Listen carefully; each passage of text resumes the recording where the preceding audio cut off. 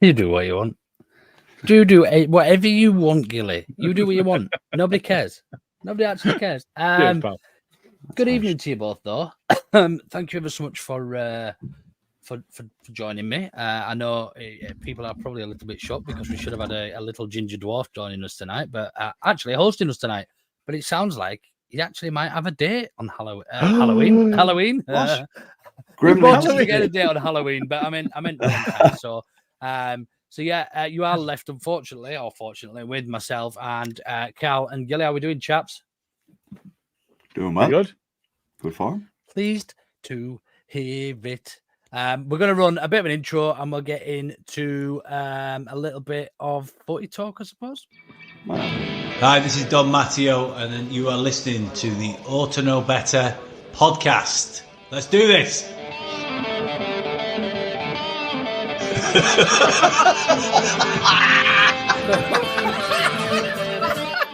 look like fucking Brolin, you're a Leeds eating bastard. Look like some sort of fucking weird floating head. No. He's a utensil player a bit, innit? I mean, I feel a bit right, dickhead. Nothing spectacular, really.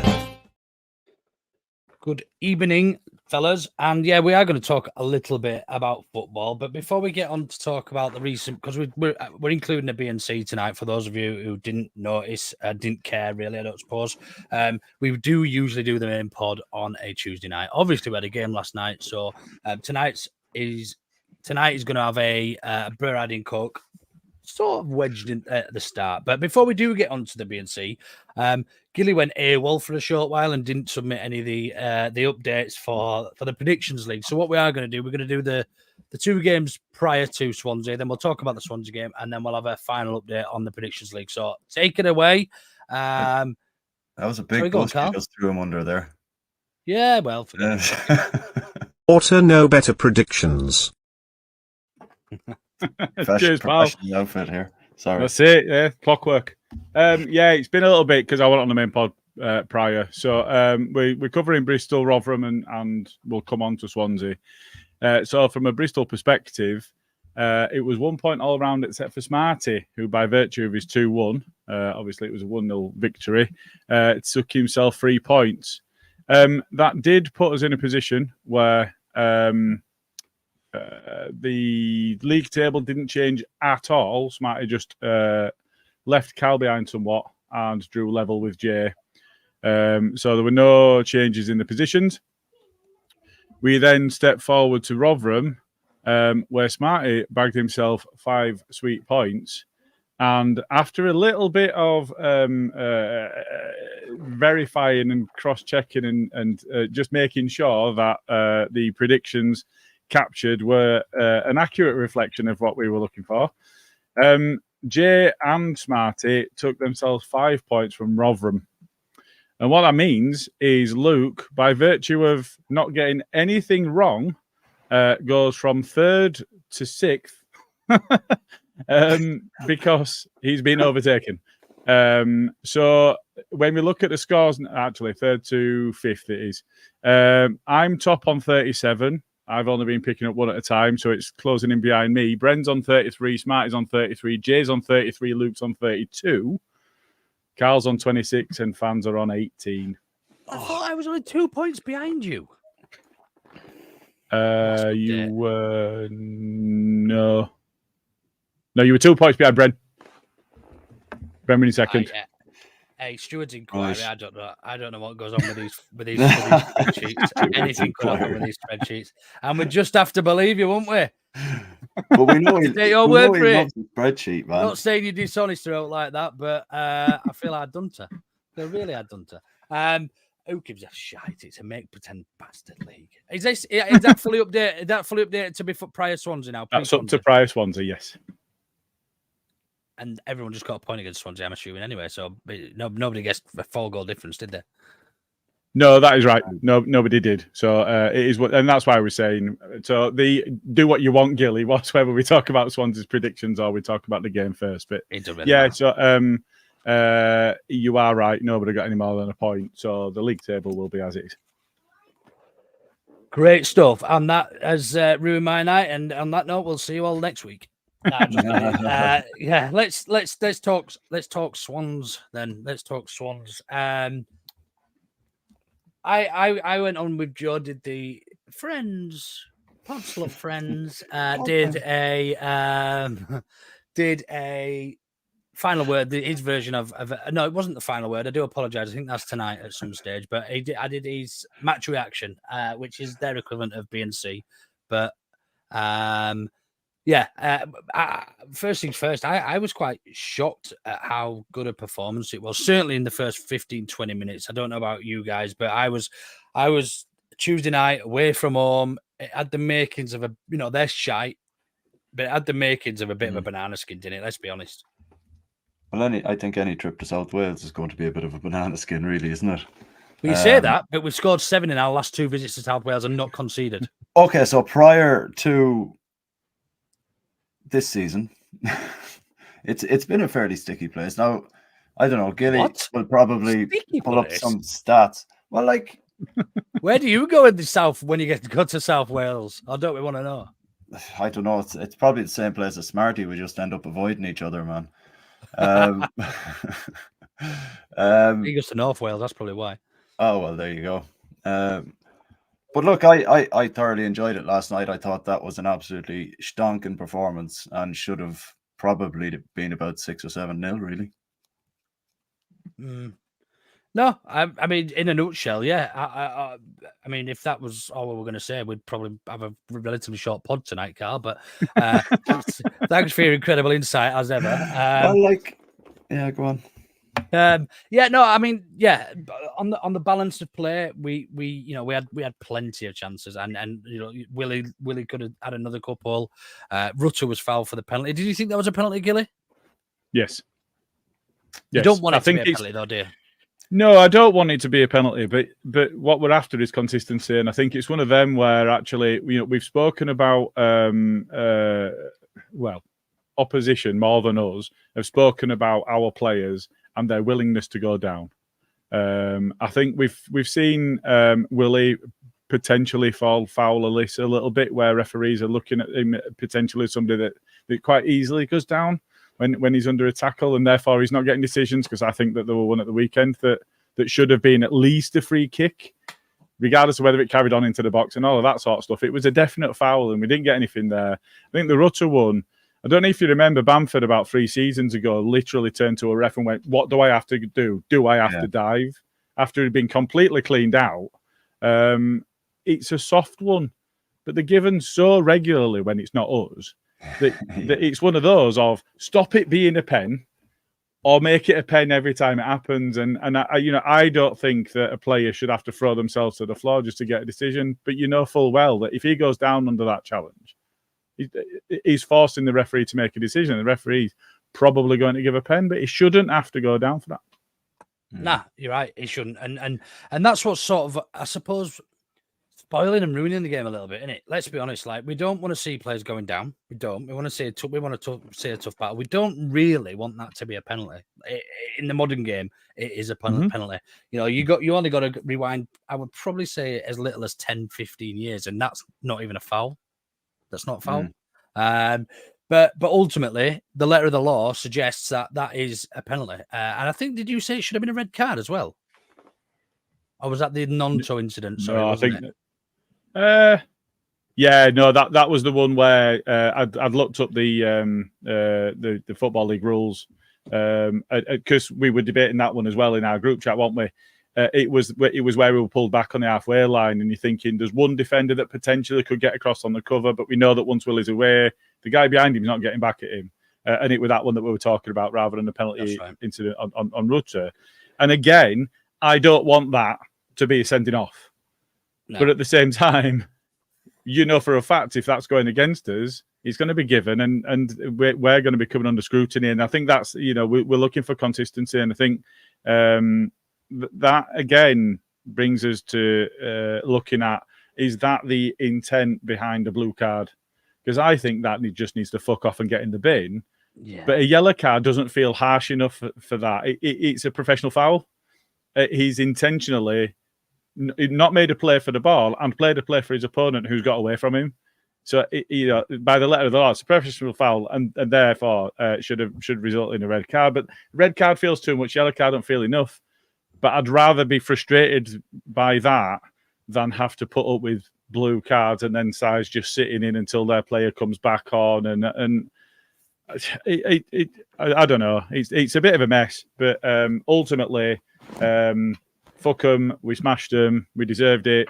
The game were over as a contest 10 minutes in, wasn't it? It was one of those where it was just eminently professional throughout. We were 2-0 up within 10 minutes and then won it at a canter. It wasn't a difficult one at all in the end.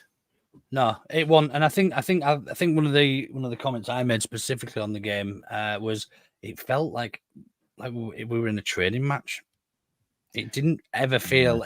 But the difficulty with that was we were letting them bypass us a little bit too easy and getting through. I mean, they weren't ever really any threat realistically. They got some good positions, but they didn't ever really look threatening. But we did let them carry the ball. We did let them bring it forward when they wanted to. Pirro doesn't do the same job that Paddy did. Paddy does, who was obviously unfortunate to get injured in the warm up. But he doesn't do the same job. He's not as quick as Paddy. He's a big lump, is Pirro. You sort of underestimate how big he is. So for us to expect him to be doing that job, but I still think he had a really good game yesterday, Joel Pirro, by the way, I might add. He one of the things I think we struggle with Joel Pirro is he makes some quite good runs, as proper striker runs now and then, and we don't tend to feed him. But yet when he's got his back to goal, we're putting the ball into his feet. And he hasn't got it in him to turn and get a shot. He's not that sort of player, is he? He's not that. He's not. So that was a little bit frustrating. I think the other thing was he looked like he was trying to run and get back and chase, but the centre back was outpacing him. Do you know what I mean? So he's not pacey, which made it quite easy for them to bring it out when they wanted to. But yeah, as you said quite rightly, it was a professional performance. Do you think, Carl? Do you think we took feet off the gas in the second half?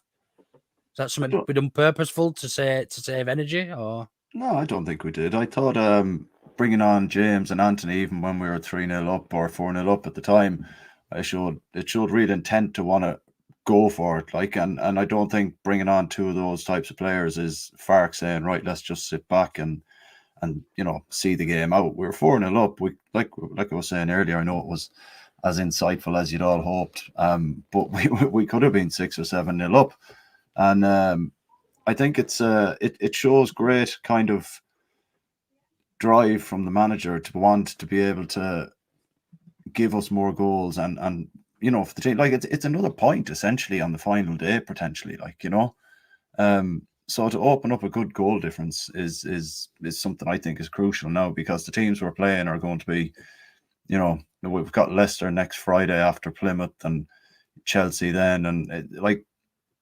to rack up a few goals again on Saturday would be a good one. I'd take it all day long.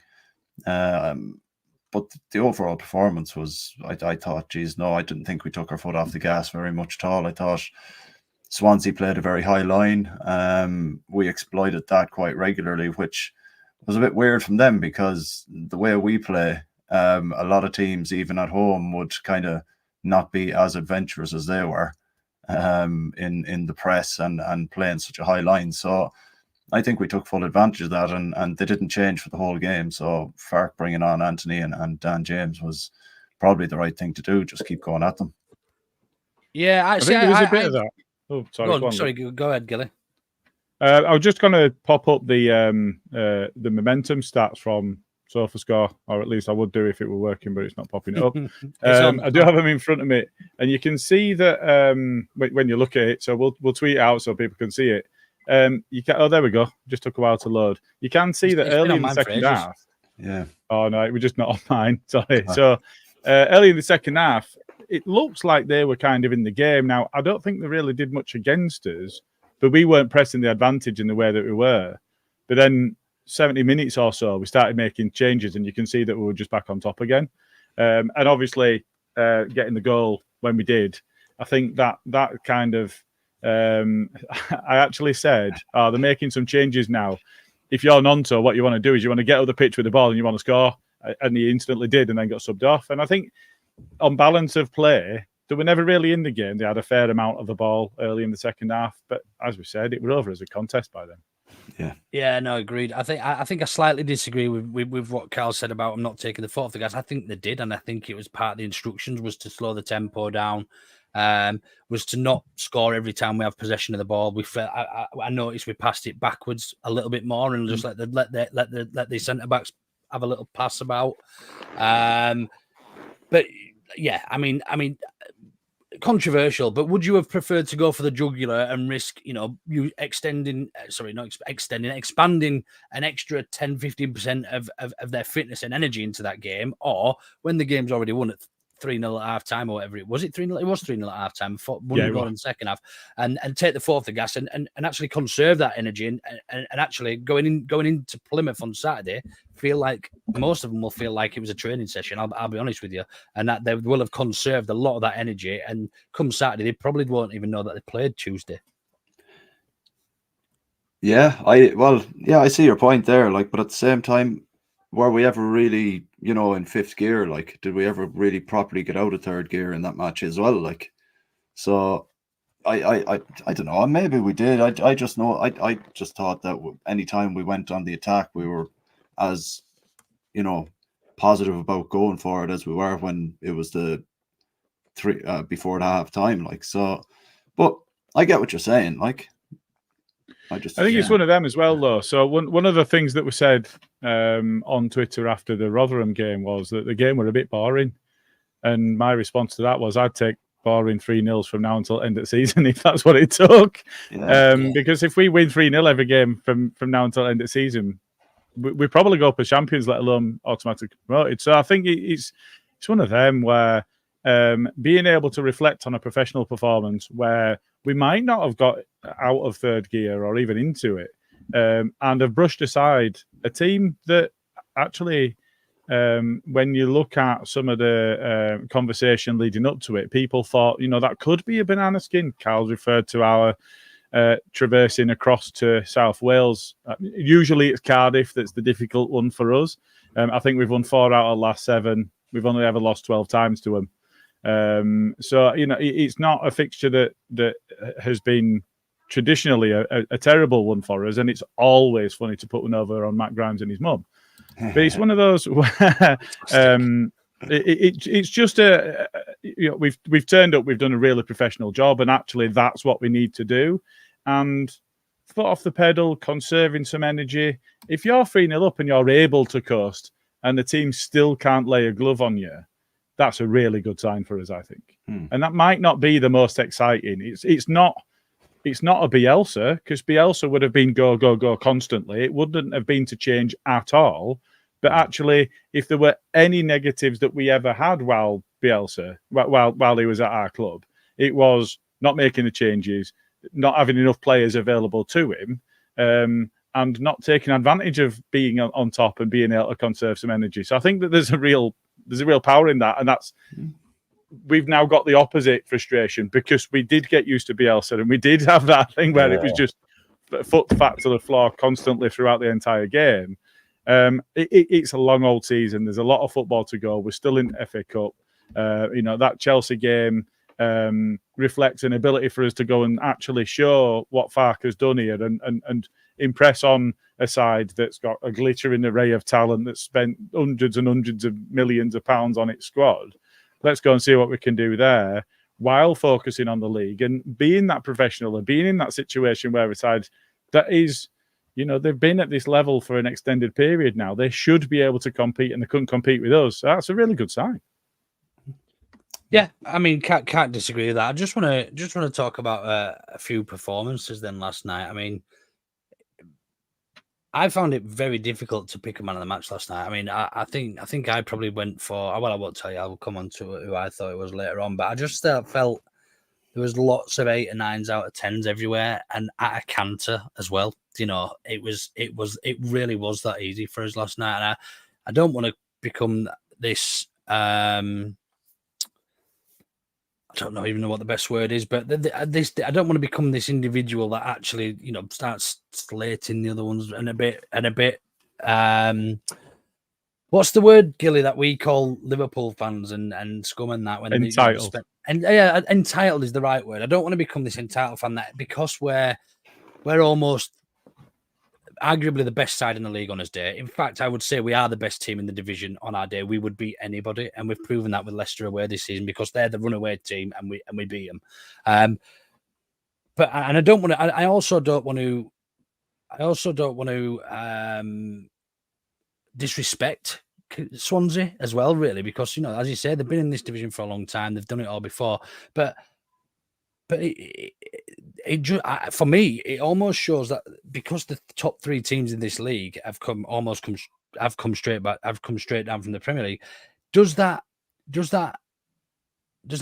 sort of envisage and show that the gap between the Championship and the Premier League is getting bigger every year? Do you think?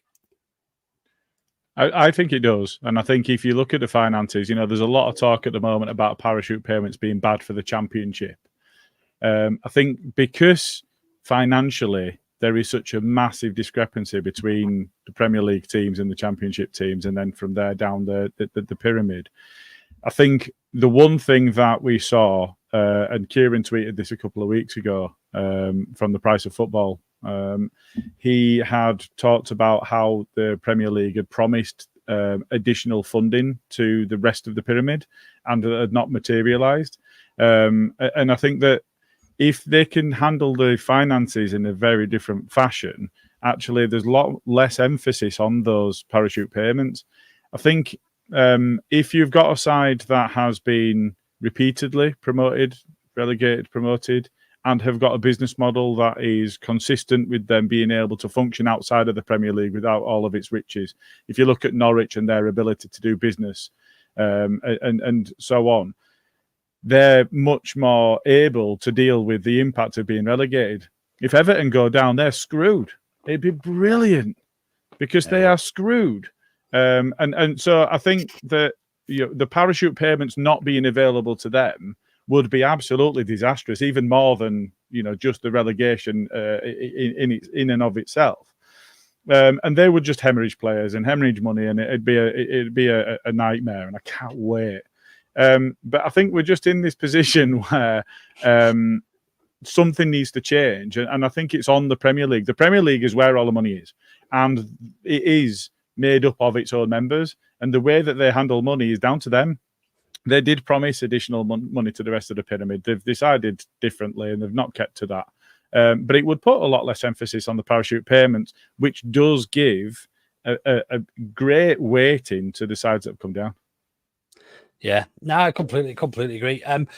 So just going back to player performances, I don't want to spend too much longer on the Swansea game. But who excelled for you, Carl? Who was your first of all? Who was your top three men of the match, and who was your number one?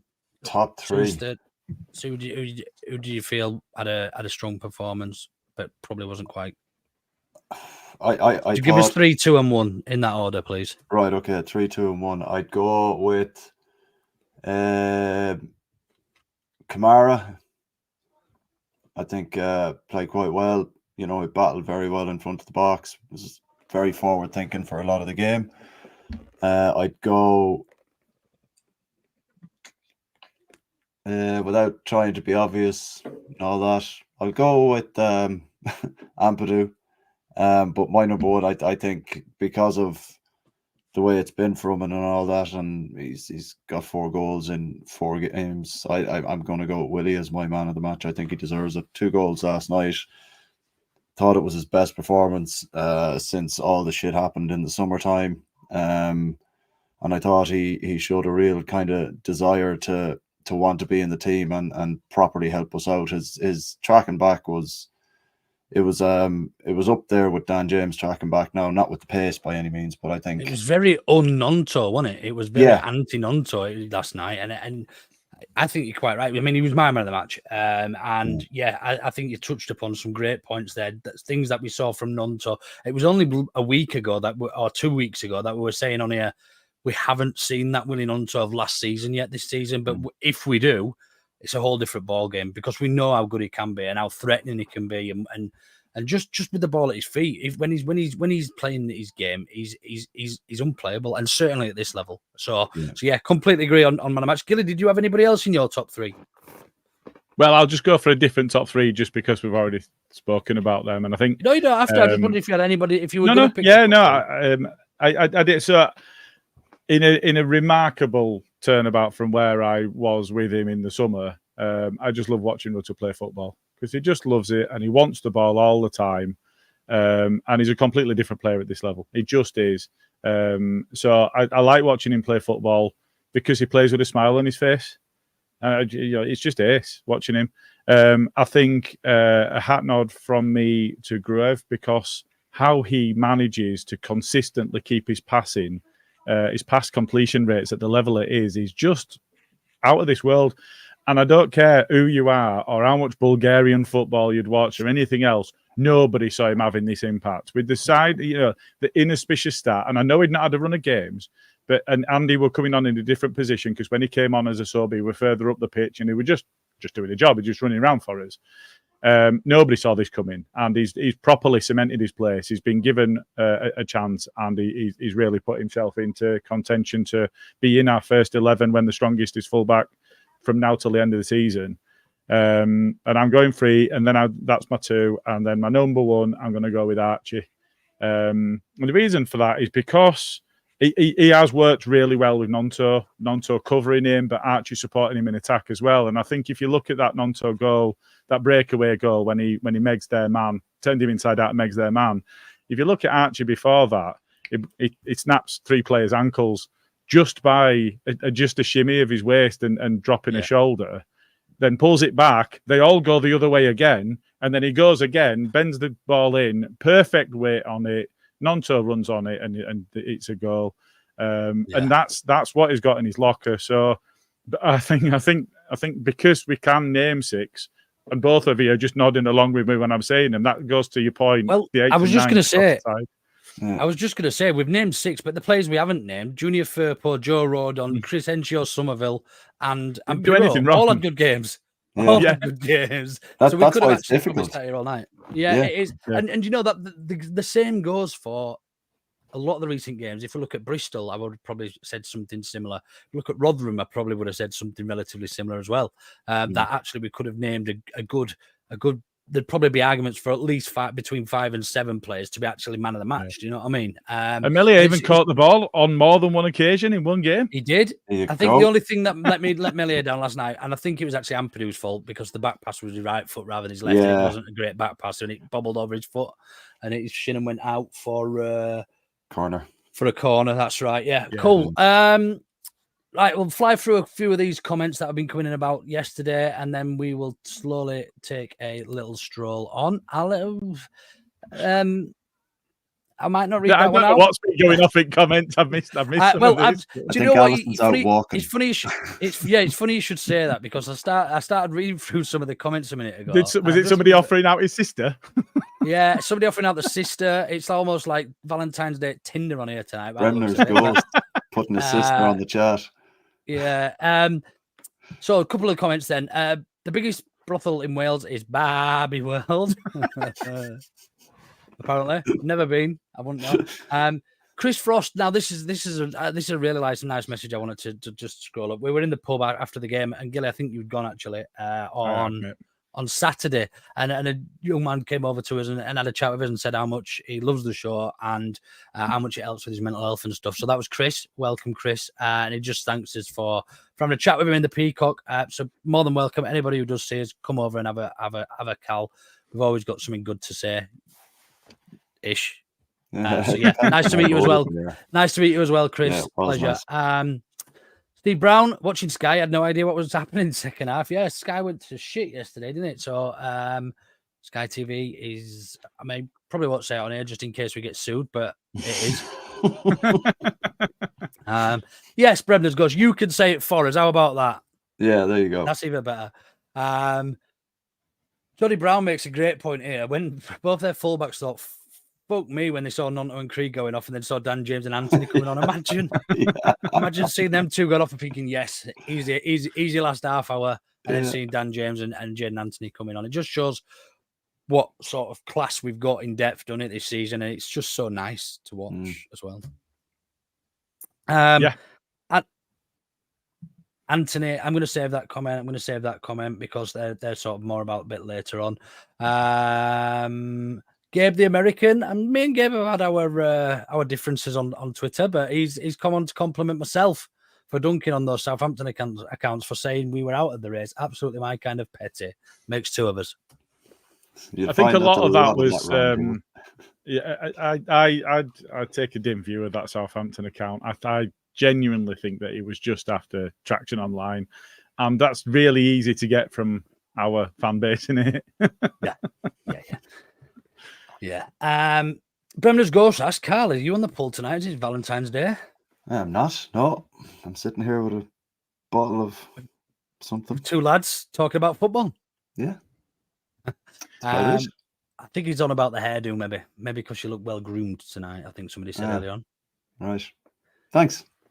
Owen Brody just joined. Luke, did you catch up with the Deadly Dormant on Saturday? No, actually, because he told me he was drinking in a pub that burnt down towards the end of last year. So, funnily enough, I didn't catch up with the Deadly Dormant because he was lying where he was. So, surprise. But yeah, that's a few of this.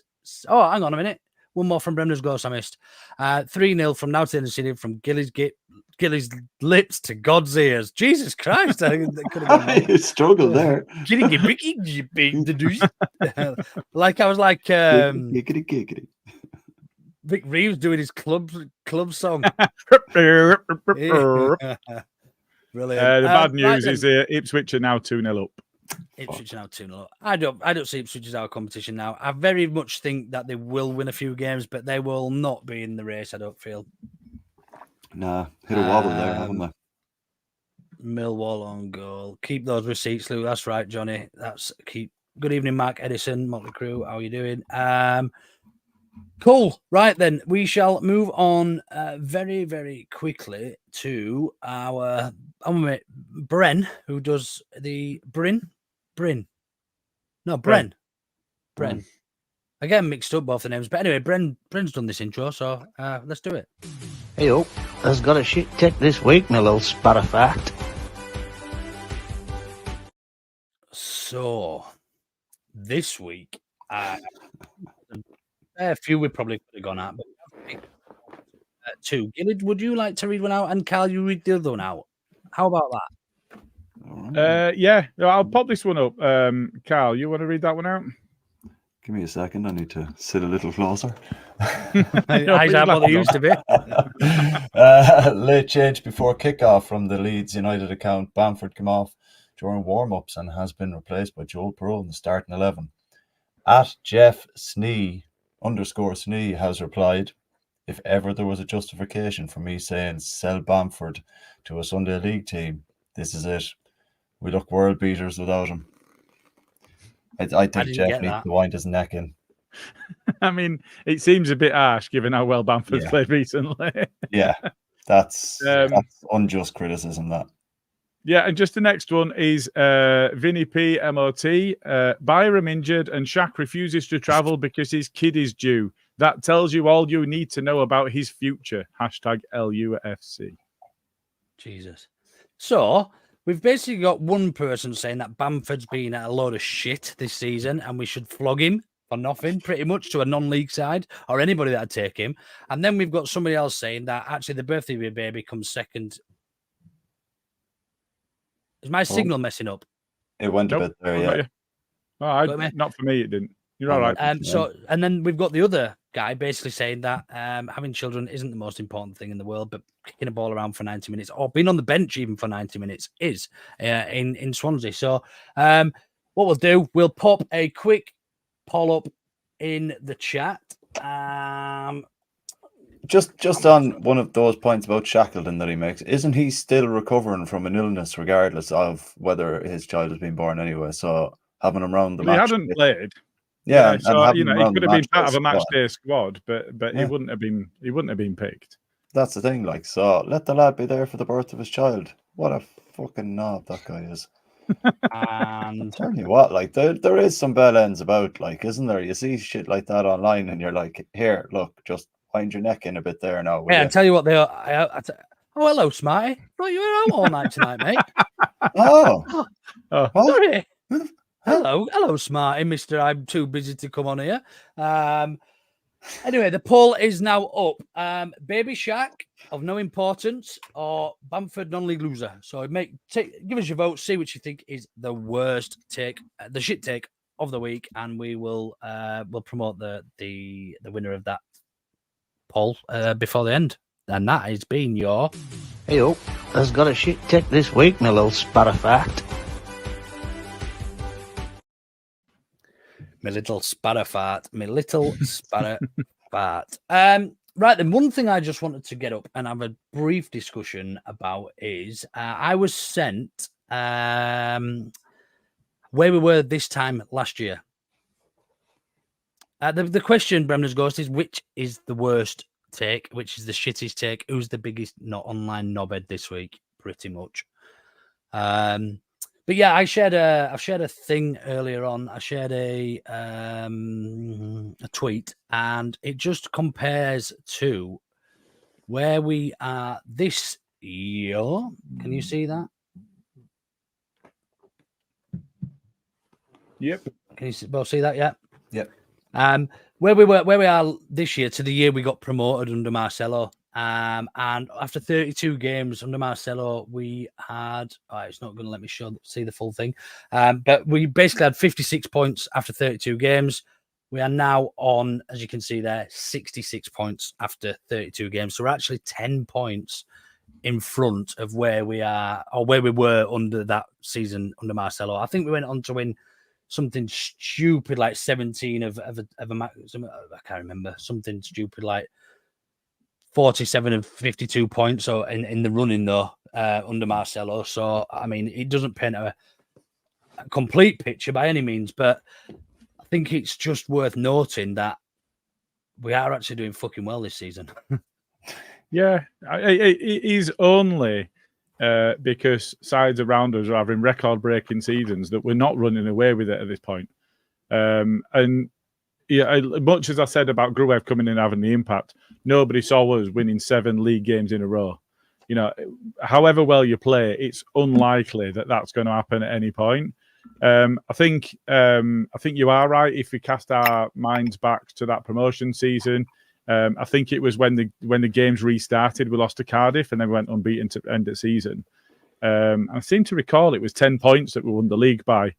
You couldn't rule that out happening again.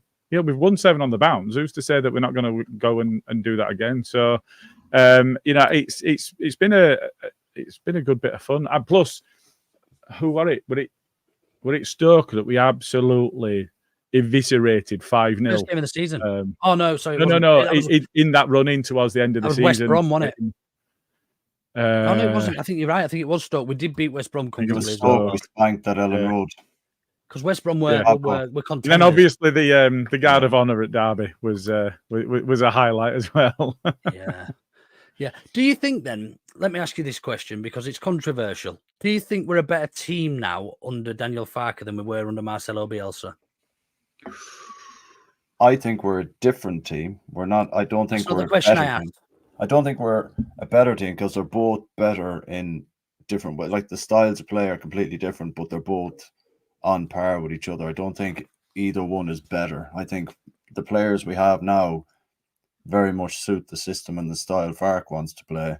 Players we had then were able to understand and implement how complicated Marcelo's style of play was.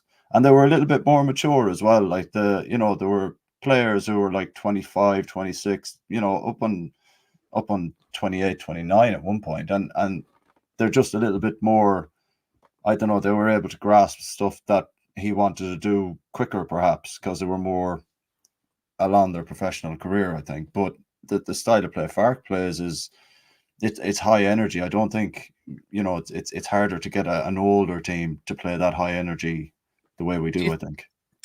Let me ask you a different question, Gilly. Do you think Bielsa's Leeds scores many past Farke's Leeds? I think they probably do, and it would come down to the patterns of play and the overlapping fullbacks and the way that they were. I mean, lest we forget, and I'm going to hold Carl to ransom on this one, to account on this one. He'd already written off Stuart Dallas and Luke Ayling by the time we were promoted. So, but yeah, I think if you look at man for man, the starting 11, I think it's really it's paper thin. It's really difficult to choose between them. I think in terms of a squad, Farke's got much more talent at his disposal than Bielsa ever had. If you look at we were relying on Robbie Gotts, Oliver Casey, Leif Davis. These players had not played any football, and we were relying on them coming in and doing a job in the first team. And you look at what Farke were able to bring on last night, and it's night and day. So I think in terms of a squad, I'd say we're probably in a better position now.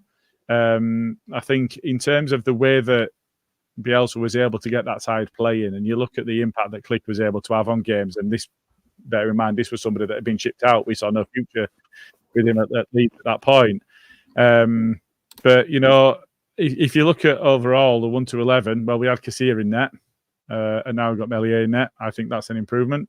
I think the centre backs that we're playing at the moment, it's difficult because you had Ben White, and you can see we've seen the way that his career has gone since then. And I think as a footballer, if you compare him to Rodon, I love watching Rodon play football. He's no nonsense. He gets into it. He won't be having the fake bake stuff that Ben White's got and all of that, all of the trappings that go along with it. But he was a very good footballer, and that was really evidenced by that volley he scored towards the end of the season. It might have been the last game of the season, I think. So I think it's really, and Calvin was absolute quality, top of his game under Bielsa. He was absolute quality.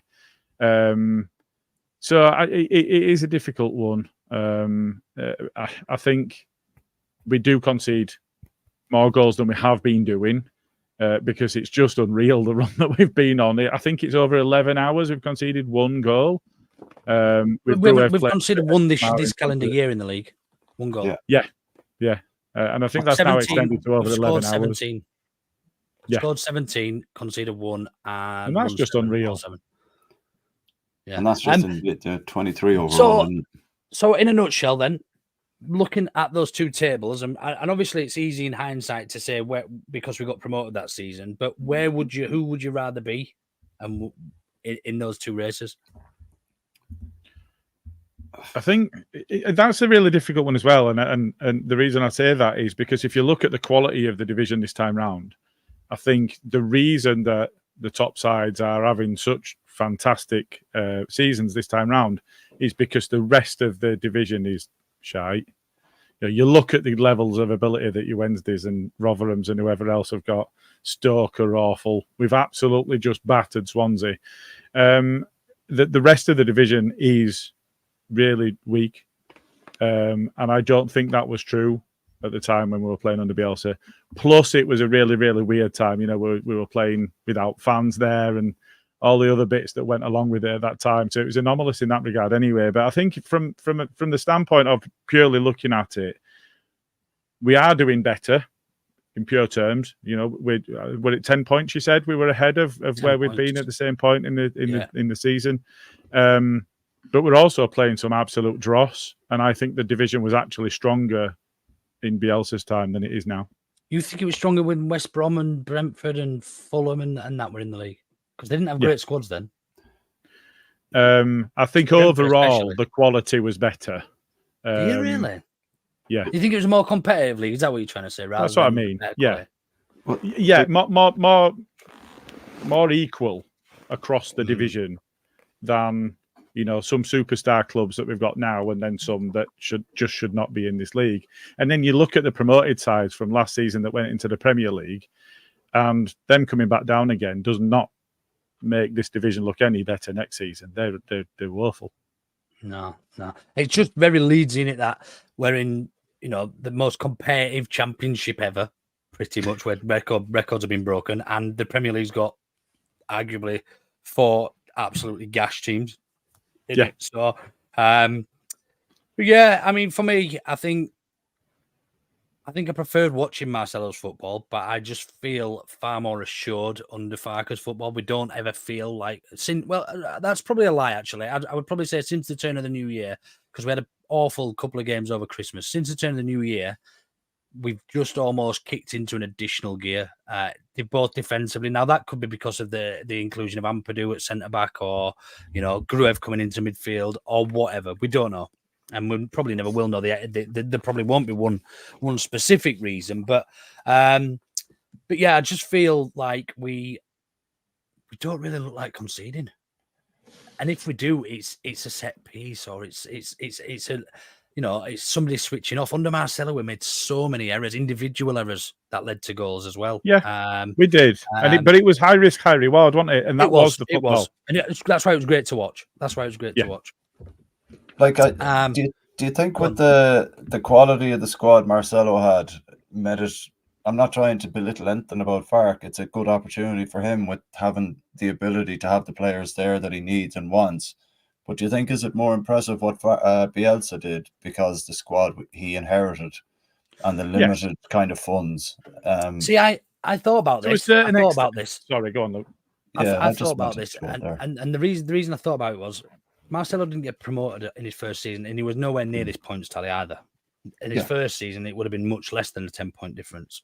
Now, we've got to take into account that when the season we got promoted and won the league with Marcelo, he'd already been here for he'd already been here for a year. He'd done 12 months. They all knew how to play that system.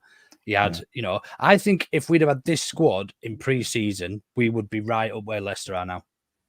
Yeah, I think we'd be above Leicester. I do. I probably agree with you. So that's why. Look, financially we're better off now than we were under Marcelo because we had Radz's money and that was it. We've got parachute payments now. We've got the 49ers. We've got, we sold players and whatever else. So if you look at the two squads, they're probably chalk and cheese in terms of financials and value of squads when Marcelo took over and when Farke took over. But I still think we'd probably be doing Farke a bit of an injustice if we said, actually, Marcelo worked wonders with that team. We've got to think of the man management Farke has gone through with Cresswell, with Nonto, with fucking Sinisterra off, and I think probably as a fan base, because we've always Marcelo's been the recent god of Ellen Road. We're always going to compare to him, but I think we're probably always going to disjustice anybody. Do anybody a bit of disjustice? Anybody who came in, whether they could win the league by 100 points and would still be doing him, would still be comparing him to Marcelo and the football we saw under Marcelo. Yeah, you see, it's true. It is true, like, but at the same time, it's just a question that's always going to be asked, and I am not taking away from Farke's achievements at all here. I won't stay too long on this, like, but I just think what do you make of this comment? Quality he has, he should be doing what he's doing with the team that he has. Like he's gotten through a very, like you said, difficult summer transfer window, August. If it was a stable, steady team and squad and club when he came in, we could be miles clear at this stage. But anyway, sorry. What do you make of this comment from Roland? Do you think this is true? I've got some alternatives to this, so I don't believe this is true, but it's a great comment. Bielsa made players better. Farke doesn't have to. So I think the level of football that the players that Farke has available to him is different to the players that Bielsa had available to him. I already mentioned about Click. Certainly squad depth. Had been bombed out. Yeah, but Click had been bombed out. We didn't expect him to come back at all. You look at Trubisky, who didn't get a look in, but Bielsa had seen something in Click, brought him back, and then he played 8,000 consecutive games for him. But I think. Bielsa did improve that squad massively. You mentioned that game against Stoke, that first game of the season when Click started us off with the goal scoring. Nobody saw that coming. It blew us away, and then that was a case of right, okay, for the next what turned out to be 3 or 4 years, just hang on and deal with it as best you can because this is going to be a roller coaster, and that's how it went. And I think that bit where we were looking like we were consigned to being 14th, 15th every season, Bielsa went, right, okay, no more of that. This is what we're going to do. And I think that standing on the shoulders of giants is unfair given what happened between Bielsa and Farke. But we don't have Farke now without Bielsa. No, he laid the ground. He laid the groundwork for that to happen, and the training, the swimming pool being reopened, the players not having to go and get their own socks. All of those things that not all Bielsa. Some kudos still. Even if it went sour in the end, some kudos has to be given to the owners at that time. But that was the groundwork that was done that we needed to be done. And now we are in that much better position. So there's a weight of expectation, but you've got Somerville and Nonto coming off the back of successful, to a certain extent, successful Premier League campaigns, in as much as they were able to influence games and they were able to get at teams that wouldn't have expected them to. You look at what they did against Liverpool, and there were games, Bournemouth, another one that sticks out. But you've also got players that have been with that squad, like Struijk, who's been there for a while. He's had 3 seasons of Premier League football. He should be more than able to cope at this level. Whereas Bielsa was doing it when he was going up against Halme as to who was going to be in the squad. It was a very different context. Yeah, good point. Somebody mentioned there, I've seen a good comparison. James under Bielsa, Dan James versus James under Farke is one obvious one. Obviously, he's played out of position a lot of the time under Marcelo as well. We're just about to make that point because he's not a 9, is he? And he's never going to be a 9. And if Farke were having to play him there, he wouldn't be doing as well as he is now. He's in his natural position. So it's a fair point to say because it is true. But at the same time, there's some context to it as well. Yeah. Let's get through a few of these comments then, because I know we've still got to talk about the game at the weekend against Plymouth. So where shall I start? Bielsa. There we go. Start with there with Smarty. Smarty who couldn't make it because he's been too busy. But Bielsa's Leeds were swashbuckling and better to watch. This team has more quality and is much more efficient. I think that's actually first time I'm going to ever agree with you, and probably the last. But yeah, I think you're spot on. Owen says better squad, not better football. I think probably. I think that term efficient. So I'd said it about Harry Kane in the past. He's not a player that excites me. Whether it be at club level or for England, he's not a player that excites me. He scores a lot of goals. When you look at his record on paper, he should be an exciting player to watch. You'd think that he would be, but he's just not. But he's just efficient. He gets goals. And I'm not saying that it's not enjoyable to watch Farke's Leeds win games, because it is. It's not the same level of excitement as watching a Bielsa team. That's the difference for me. Yeah. No, Phil, just to answer this, why compare them? I think because it's natural. We're always going to compare to something good. We could. Why not compare them? I am enjoying it. I enjoyed them both, but I think I don't understand why people don't want you to compare them. They're both doing really, really good. They both did a really good job. And one did a really good job past tense, and one is doing a very good job. Why not compare them? I mean, we're not comparing similarities in terms of their styles or anything like that. We're comparing which would, why they both potentially doing so well. And it actually leads me nicely onto the next comment, which was about Rutter somewhere in the starred messages. There we go. Look at Rutter. He's not only playing better because we're in the Champions League, he's loving it. And this is one comparison I would like to make between Farke and Marcelo. The players look united, and they are all enjoying every second of playing for Leeds United again.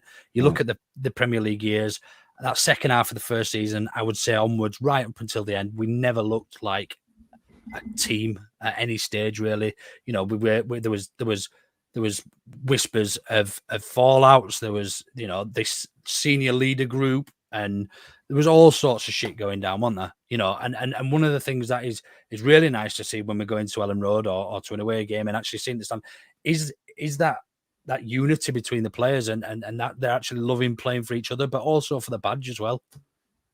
Yeah, absolutely. I think we saw, when we couldn't be there, we saw a lot of togetherness in that squad, especially when they were watching that Leeds legend Emil Smith Rowe, and it was the chance, and all right, on the face of it, maybe maybe it's not quite as good for us as it was at the time. But when we chatted about Thomas Frank and all of those videos that came out of Elland Road of the squad just really, really enjoying that time period. And the same level of access to the squad might not be there right now. And it's because, we're able to be in the stands and whatever else. It's kind of a really different context. But they are really enjoying the football. And you look at the way, Dan James as well, but you look at the way that Somerville and Ruta and Nonto interchange and work for each other and pick each other out. And to a certain extent, just know where each other are going to be. They know each other's game well now. And I think that the way that they complement each other and the likes of Grave and Kamara are foils for them to just go and impress themselves on the game. That bit especially is just great to watch. They're just enjoying it. Yeah, I thought there was lovely link-up play between Somerville and Nanto last night, along with Nanto and Gray. I thought everything about that kind of area of the pitch is starting to really kick into gear, regardless of who's playing, whether it be Dan James or whether it be Jayden Anthony or whatever the case may be. The fact that Rutter's gone into that 10 role permanently, I think, has made us better going forward. And to be fair, it's very impressive to watch when we're in full flight. Like, there was a game on Saturday. You can get a receipt out here, Carl, and tell Gilly what he thought of Rutter. Yeah, well, I already have. He's admitted to it. There's no point booting him in the head afterwards. I think the Somerville's first goal against Rotherham on Saturday, where Rutter just broke through, got smashed a couple of times, and then somehow, out of stride, any kind of normal-looking running stride, he managed to play that ball through. And I think that's what we've been missing in that pass that can unlock that defence that we've been talking about for so long.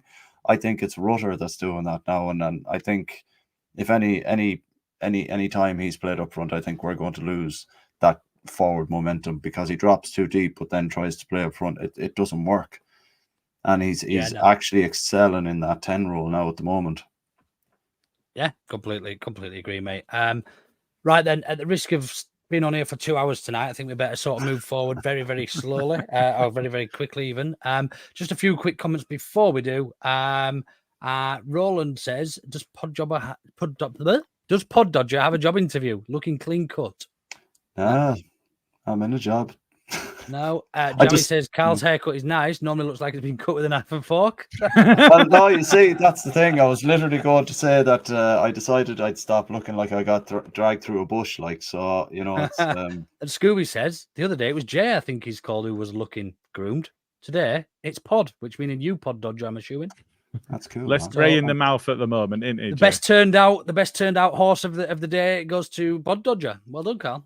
Horse today. Here's your bottle of champers, and on you go. What are you doing? Right then, let's move swiftly on to Saturday lunchtime kickoff. Is that right? Mm-hmm. I think we're an early kickoff. We're on telly again. 12:30. And we go back down to Devon to drink cider from 11, and it's Plymouth away again. So obviously we played them only last week in the cup. They took us to extra time. We did play a weekend 11, if there was such a thing. How do we expect this one to go then, lads? Let's be honest. I'll start with you, Gilly. I think we'll win. Thanks for that. You, Carl. I'm just kidding. No, I think you look at they played well against us in both legs of the FA Cup games. I thought that they matched us reasonably well, and they did try and play football. I think they've got a couple of players that can hurt teams, and you look at the fact that they were able to score against us both in both games, or albeit against a changed team on our part, but still they were able to score against us in both games. When you look at what we've done in the league and the run that we're on, even with some of the personnel being changed, that's quite a thing. So I think they are a side. They're not really a pushover. They've got a couple of people that I do expect will step up, maybe to a relegated team next season rather than to the Premier League, but I think can make that step. But I I don't really think that we're in danger of losing out on the 3 points. Nah, I feel quite similarly. I just can't see. I think, and we've not been beaten by them in 10. Yeah, and the last 10 fixtures.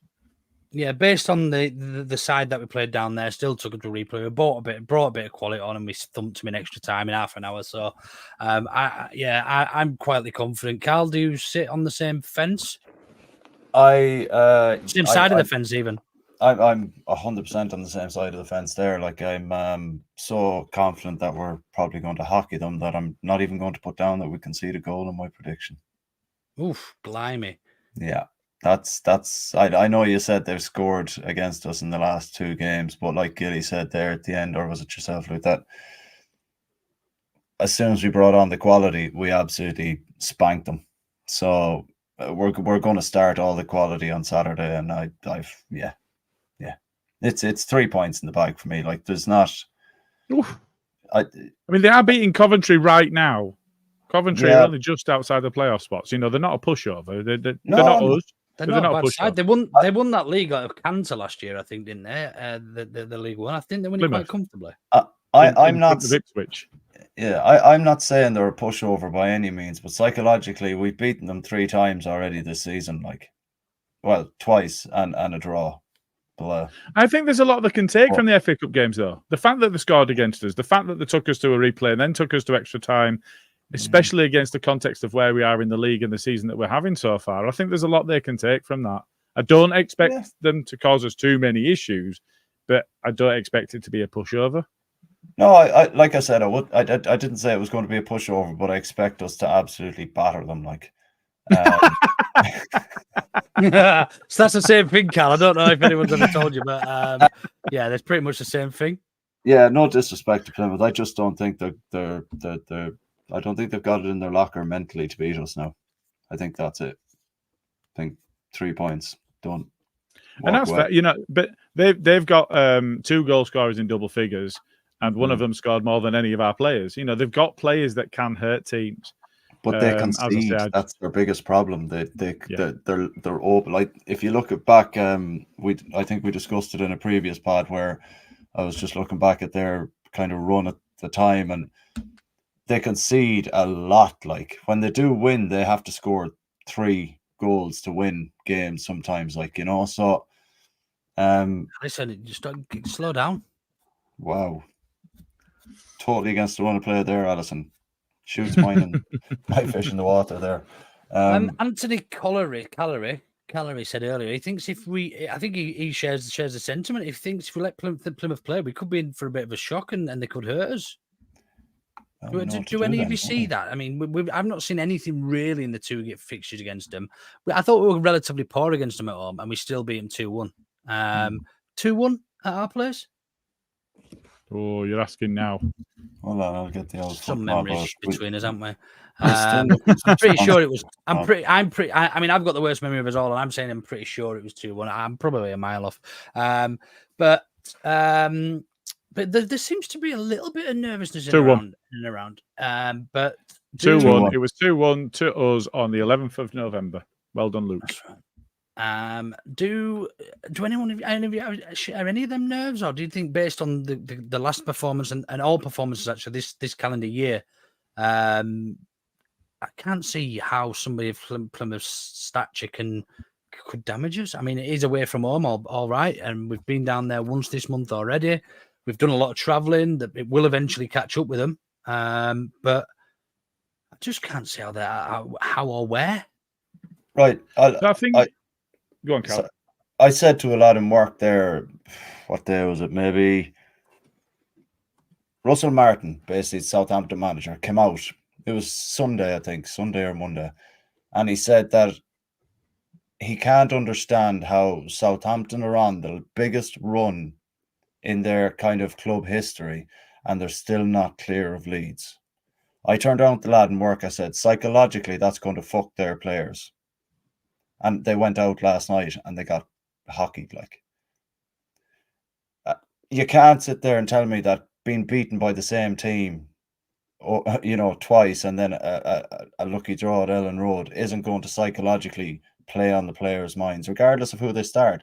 psychology in sport in football is massive. If you have that upper hand on a team and they're going into it going, Jesus, these guys have beat us twice already. Granted, we took them to extra time, but they brought on quality then after that, and they took us to the cleaners. Psychology in football is massive, and I think Russell Martin screwed Southampton by coming out and making that comment.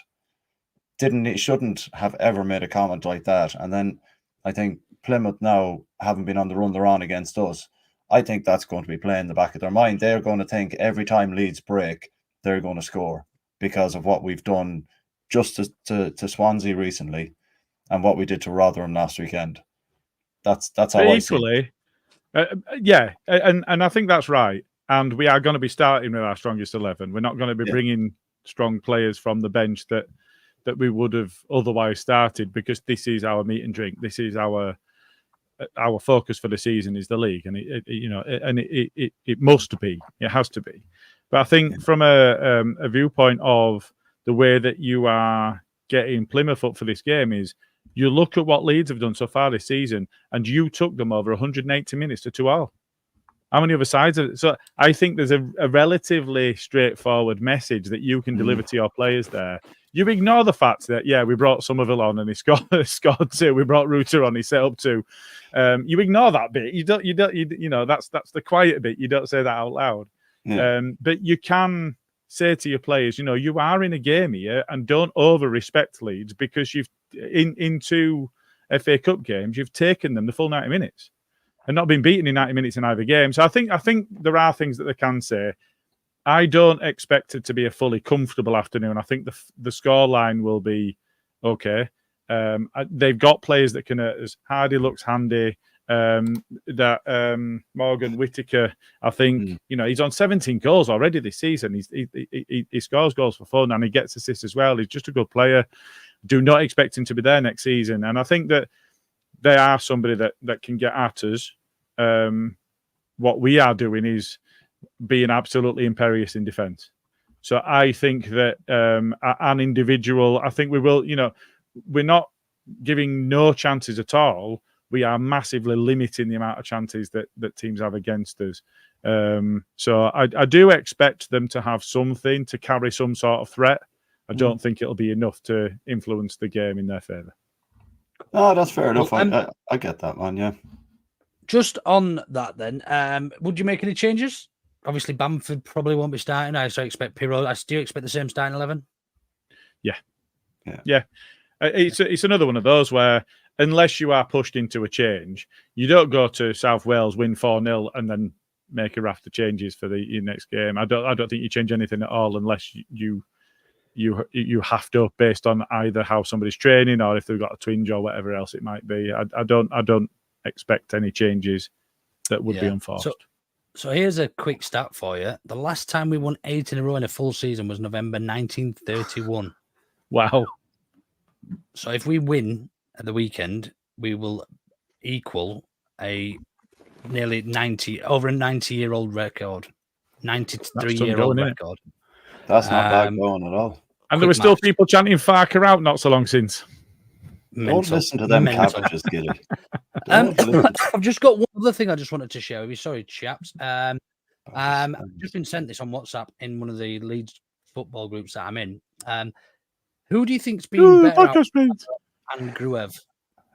Say what? Sorry, I spoke over you then. Go again. Yeah. All right. Who do you think's been the better of Gruev and Camara? For me personally, I think Gruev, because we had absolutely no idea what he's like, but we knew what Rangers fans thought of Kamara and kind of knew what to expect from me. With Gruev, I didn't even know who he was. I just think I don't need a reason. It's just a quick question, Carl. I'd say Gruev as well, and I think important context that Carl gives. It's only just. I think they're both playing well, but I'd go Gruev as well. Would you be shocked to hear that Glenn Kamara has broken a record recently? It's only just been released, apparently, and it's from Opta. Put it in the brand. Glenn Kamara is the first midfielder Opta has on record to complete 95% of his passes in 7 consecutive championship appearances since 2013. Wow. 95, 95, 100, 97, 95, 100, 96% passing. And that's 2013-14 onwards. That's when they started tracking that, because we saw some of that, didn't we? Yeah. But that's when they started tracking those stats. So it's not. That's unreal. It is real. Genuinely, that's unreal. Yeah. I couldn't believe it either. So yeah, that's that. So shall we go into some predictions? I suppose taking some. First one from the fans from now, and then we will start with you, Gilly. I think because you are top of the league. Yeah. Do we want to do a bit of this? Auto know better predictions. You put in the time and effort on them, Gilly. We may as well use them. Again, innit? It will surprise. It will be a surprise to absolutely nobody at all that I'm going to go 3-1. 3-1. And actually, to be fair, that's consistent with what I was saying about the game as well. So, you know. I think Johnny Brown was first in here with 2-0 for the fans. Yep. So from when I said now. Who's top? Who's above? Oh, I'm above you, Anna Cal. You are. I'm going to go 2-1. Luke, 2-1. Leeds, I'm assuming.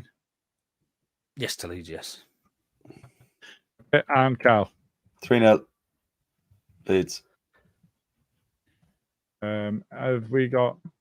so Jay's really busy, isn't he? But Smarty has been in the comments. I'm not seeing any from him, but yeah, we'll pick the rest up from the lads. Thank you very much. Cool. Back to you, Luke. Cool. Just very quickly, I'll end the poll there. Dickhead of the week, or whatever we call him, shit take of the week, has gone to at Vinny, whatever he was called. A Baby Shaq winning pretty much over 2-1, so 67% plays 32%. And the other percent just got lost in space. That was tough, to be fair. They're two shit takes. Like, so they are shit takes. Yeah. They are very shit takes. But anybody got anything they want to get off their chest this week? No, it's just quite enjoyable at the minute, isn't it? It's just quite nice. I'm really not letting anyone bother me at the minute. You know? Yeah, nothing about football in general. You want to get off your chest in a bit of a bitter rant? Even then, don't think so. I mean, the scum can get in the bin. Shall we? Hang on. Auto know better with Rachel Adedeji. I'm not sure I'm going to be able to get on my soapbox too much about it, but yeah, no, the scum can get in the bin. And actually, that is something where I've had a few tete-a-tetes on Twitter this past week, where I have seen some people that have been, without wanting to get into too much bother, and comments are made by individuals and are not necessarily that of the podcast as a thing. But you know, certain people defending players for their behaviour away from football purely on the basis that they played for their club, they can all get in the bin. And blue cards? No blue cards. Yeah, they can piss off as well. I think that there's too much risk, and it feels to me very much like, you know, we go back to ESL and all of that bullshit. It feels very, very much like the powers that be within the game are looking to enact changes that personally I feel are set up for failure so that they can push through the real change that they want. Now, I know that might sound a little bit, Carl. You know, I've got my tinfoil hat on under my bucket hat. Sorry, Carl. But no, it might feel a bit much like, why would they go to all of that and whatever else? But they tried getting the ESL stuff through, and it fell flat on its face. But if you then take football and go, well, as a brand, as a product, it's worse than it's ever been because of this, because of this, because of this. So we're going to push through this change, and then we're going to see all of these benefits. You detract from something to then change it to what you want it to be, and it does worry me slightly because I think they're just messing too much. It doesn't need all of that. Nah, VAR was a step too far for me. Yeah. I think it needs technology in the game. But that's automated technology. You know, if they can get the automated technology that they've used in the Champions League and some of the international competitions, where it can instantly tell the officials whether somebody's offside, and you've got goal line technology, sensors or something. in their shirts and socks. Well, and it can, the cricket and the tennis when they've got the lines and they know immediately whether it's in or out or whatever else, they could do that, and they could do it with offsides. So if you can do it with offsides and you don't have to draw the lines and then you're looking at the bullshit and it's there's a shadow there and Bamford's got his arm out, so he's definitely offside against Palace and all of that rubbish. If you can automate all of that and take any of the doubt out of it, fine, use it. Anything where what you've got, and somebody close to me made this point through this week, if you've got the same shit officials making the decisions, regardless of whether they're on the pitch or in an office in Stockley Park next to Heathrow, you're going to get the same outcomes. Yeah. We're getting the same outcomes. Yeah, fair point. Carl, anything to get off your chest? Not particularly, no, to be fair. It's like life's a bit of crack at the minute. Like, I'm enjoying the football and I don't really have any complaints. Isn't it mad how a football team can determine your mood? Like, generally speaking. Do you know? Actually, it's right. Actually, I have one. And go on. Do it. These fucking Egypt Man U fans defending that prick Mason Greenwood. I think that's exactly what Gillies just said for the last 10 minutes. Sound. That one is fucking shite. I was trying to find that banner back in the room. Back in the room. I'm trying to find that Andy's Man Club thing. I think we have it here, but I don't know if the dates are still in play. Never mind. Gilly, do we have anything you want to tell people about AMC? Yeah, so 23rd of March, we'll be walking loads of miles between some of the murals that are spread across Leeds. So it's a joint venture.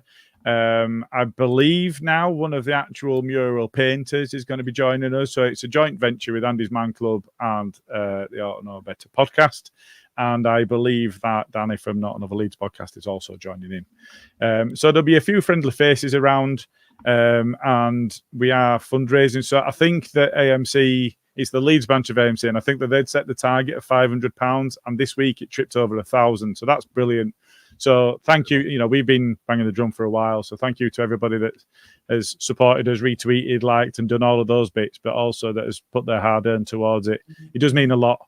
And it means that AMC can put on more events so that people can see the support and be able to be in that environment where they feel that they've got that psychological safety, where they can open up and they can talk, and it's so important, especially now more than ever. So it's really positive stuff. And as Carl put in his tweet, we obviously are gluttons for punishment.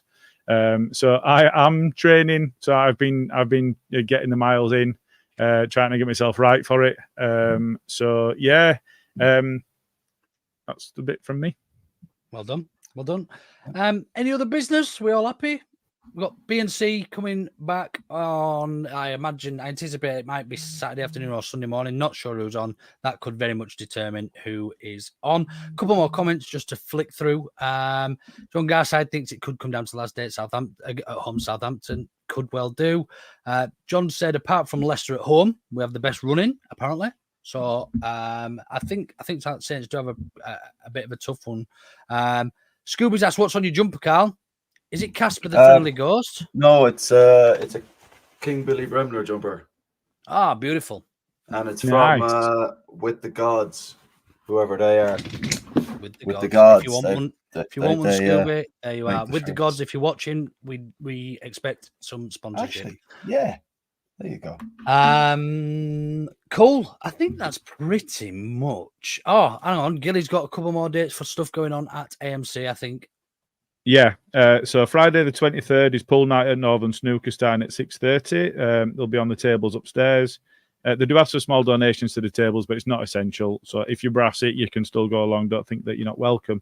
And Sunday the 25th is Barber Club at W2 Barbers on Easterly Road from 11 till 3. Come down, get your haircut, have a chat with all the proceeds going to AMC. More events coming in March. Cool. I think that's pretty much it. Carl, do you want to sum up tonight's episode in a few words for us? I really enjoyed it, to be fair. It's quite good. It's a good laugh, good comments. Like, subscribe, hit the bell notification thing. And we'll see you on Saturday. Who's on Saturday? Saturday or Sunday. We don't know. Do we ever work that far ahead? We'll be there. That's all that matters. Take it easy, everyone. Enjoy the rest of your Valentine's Day.